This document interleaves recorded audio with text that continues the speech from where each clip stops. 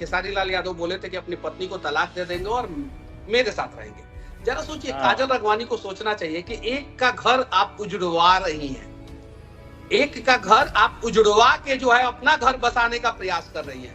तो जैसा कि आप सब देख पा रहे हैं कि मनीष कश्यप लाइव आए थे और वीडियो उनका मनीष कश्यप का आता है। मनीष कश्यप खेसारी लाल के बारे में बोलते हैं कि खेसारी लाल बहुत अच्छे इंसान हैं, उनको बदनाम किया जा रहा है। दोस्तों, आपको पता होगा कि काजल राघवानी और खेसारी लाल के बीच में कंट्रोवर्सी अभी चल रही है।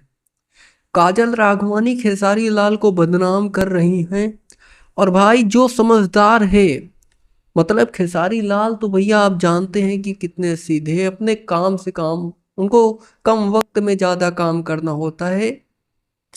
और आप जानते होंगे कि मनीष कश्यप बोल रहे हैं कि वो बंदा काम करके आगे बढ़ा है और आप किसी का घर उजड़वा रहे हैं, मनीष कश्यप बोलते हैं। और इंटरव्यू में आपको स्टार्टिंग में जैसा कि आपने क्लिप देखा, तो ऐसा नहीं करना चाहिए काजल राघवानी को, क्योंकि देखो वो एक कलाकार है, उसी से भोजपुरी इंडस्ट्री चलती है। मतलब भोजपुरी इंडस्ट्री में एक मसीहा है जो हर जनता के दिलों में बसता है और हर लोगों के दिलों में राज करता है और हमेशा मेहनत करता रहता है, जग जग कर काम करता रहता है।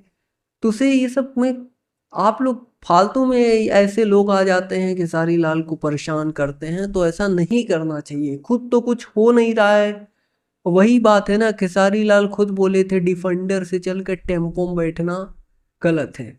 मतलब आप अगर डिफेंडर से चल रहे हैं तो आप जाकर टेम्पो में बैठेंगे।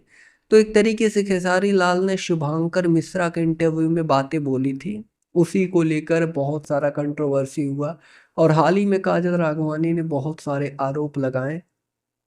आप लोगों को पता होगा, वैसे मैं क्या बोलूं, ये तो जनता ही बोल रही है। फिलहाल इस वक्त के लिए यही न्यूज़ निकल कर आ रही थी, हमने सोचा आप तक जानकारी दिया जाए। और ऐसे ही भोजपुरी इंडस्ट्री से रिलेटेड तमाम न्यूज देखने के लिए आप हमारे साथ जुड़ सकते हैं चैनल को सब्सक्राइब करके। बेल नोटिफिकेशन को ऑल पर सेलेक्ट कर सकते हैं, जिससे भोजपुरी इंडस्ट्री की हर खबर आप तक सबसे पहले पहुंचे। जी धन्यवाद दोस्तों।